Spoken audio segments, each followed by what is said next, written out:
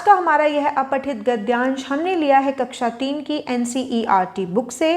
तो चलिए आज के इस अपठित गद्यांश को पढ़ना आरंभ करते हैं। अपठित गद्यांश को सिर्फ पढ़ना ही नहीं है बल्कि उसको समझना भी है ताकि बच्चों का बौद्धिक विकास भी हो सके। हमारे देश में अनेक प्रकार के पक्षी पाए जाते हैं। इनमें मोर बड़ा आकर्षक और सुंदर पक्षी है। इसका शरीर गहरे नीले रंग का होता है। इसकी गर्दन लंबी होती है। मोर के लंबे लंबे पंखों पर चांद जैसी आकृति बनी होती है, जिनका रंग गहरा जामुनी, नीला और हरा होता है। लंबे और भारी पंख होने के कारण मोर अधिक ऊंचाई तक उड़ नहीं पाता। क्योंकि मोर के पंख बहुत ही लंबे और भारी होते हैं, इसीलिए वह बहुत अधिक ऊंचाई तक उड़ नहीं पाता। मोरनी के पंख बहुत छोटे होते हैं। मोर अक्सर बाग, बगीचों, खेतों और वनों में पाए जाते हैं। आकाश में जब बादल घिर आते हैं तब मोर प्रसन्न होकर पंख फैलाकर नाचने लगता है। तब मोर बहुत सुंदर लगता है। तो हमने इस अपठित गद्यांश को पढ़ा भी और समझा भी। अब हम इस अपठित गद्यांश से संबंधित कुछ प्रश्नों के उत्तर देंगे। तो हमारा पहला प्रश्न है, मोर के पंखों की क्या विशेषता है?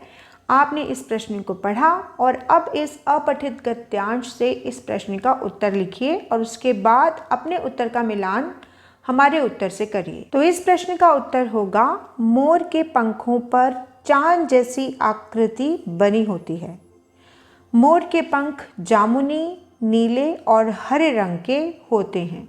यही दो विशेषताएं हैं मोर के पंखों की। प्रश्न 2 की तरफ बढ़ते हैं। मोर अधिक ऊंचाई तक क्यों नहीं उड़ पाता?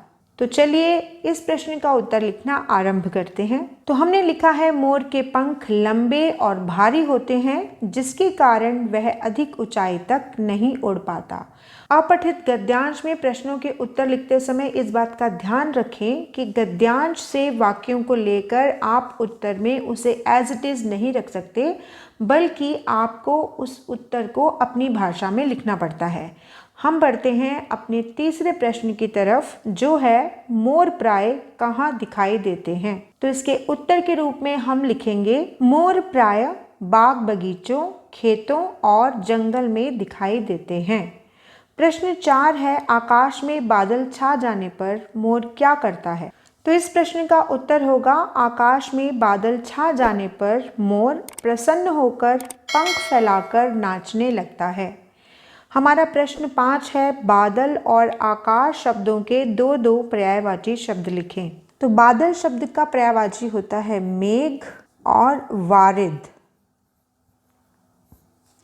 और आकाश शब्द का पर्यायवाची होगा नभ, गगन।